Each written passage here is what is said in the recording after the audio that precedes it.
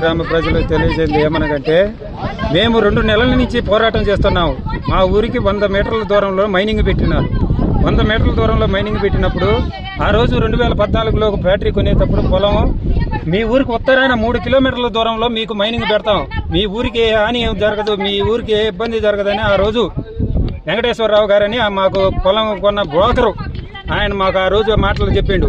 ఆ మాటలు చెబితే మేము ఆ రోజు 3 కిలోమీటర్ల దూరంలో ఉన్నదని పొలం ఇస్తే ఇవాళ ఇల్లు ఊరికి 100 మీటర్ల దూరంలో పెట్టారు. వీళ్ళ కాడికి వచ్చే హెచ్ఆర్ కానీ జిఎం కానీ వాళ్ళని అడిగితే మీరు ఏమైనా కాగితాలు రాపించుకున్నారా, మీరు ఏమైనా అగ్రిమెంట్లు రాపించుకున్నారా అన్నారు. అగ్రిమెంట్లు దేనికి రాపిస్తారు? పొలం అమ్మినోడు అగ్రిమెంట్ రాపించుకున్నారా? ఆ రోజు ఏమన్నాడు, ఇంటికి ఒక ఉద్యోగం ఇస్తా అన్నాడు. మీ ఊరికి మేమన్నా మీకు ఏ ఇబ్బంది జరగదు, మీ ఊరు దత్తు తీసుకుంటా అన్నాడు. దత్తు తీసుకుంటా అన్నాడు.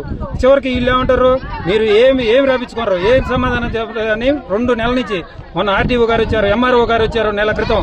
మా కాడ కాగితాలు తీసుకొని మా ఊరు చెరువు కాడ ఆ కాగితాలు చించి ఆడేసిపోయారు. కాగితాలు ఎక్కడే వాళ్ళ బ్యాటరీ కాడికి కూడా వాళ్ళ పేపర్లు చించి ఆడేసిపోయారు. 2 నెలల నుంచి మొత్తుకుంటున్నా ఎంతసేపు చెప్పినా కూడా వాళ్ళు ఆలకిట్లా.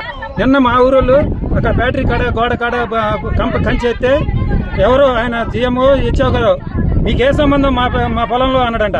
మాకు సంబంధం లేదు, ఆయన ఎక్కడి నుంచో వచ్చి మాకు సంబంధం లేదంటే మా పొలంలో ఆయన ఉంటే ఆయనకు సంబంధం లేదు, ఆయన ఎక్కడి నుంచో వచ్చిండు.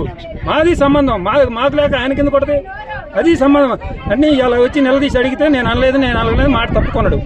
మాకు ఏం జరిగే పరిష్కారం ఏంటంటే ఊరు పూర్తిగా శాశ్వత పరిష్కారం ఇంటికి రేషన్ కార్డు తరపున వాళ్ళు వచ్చి ఎస్టిమేట్ వేసి ఎంఆర్ఓ కానీ ఆర్డీఓ గారు కానీ వచ్చి ఎస్టిమేట్ వేసి ఇంటికింత అని శాశ్వత పరిష్కారం చేయమను. లేదా 3 కిలోమీటర్ల ఉత్తరాన 3 కిలోమీటర్లు కోరి పెట్టుకొని కోరి తీసేసి 3 కిలోమీటర్ల అవతల పెట్టి ఇంటికి ఒక ఉద్యోగం ప్రతి ఒక్క కూలివాడికి, ప్రతి ఒక్క చిన్నోడి పెద్దోడి అర్హత ఉండోడికి, చదువును బట్టి కూలివాడికైనా ఎవరికైనా అర్హత ఉండోడికి ప్రతి ఒక్కరికి ఇంటికి ఒక ఉద్యోగం రావాలి. అది మా డిమాండ్.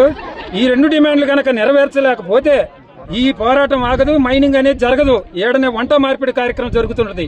ఈ టెంట్ కూడా మాకు ఈ 2 డిమాండ్లు ఏదో ఒకటి పరిష్కారం అయిన దాకా కూడా మైనింగ్ అనేది పేలవటానికి ఇల్లేదు. ఈ పరిష్కారం అనేది తేలిందాకనే ఈ కార్యక్రమం ముగిస్తాం.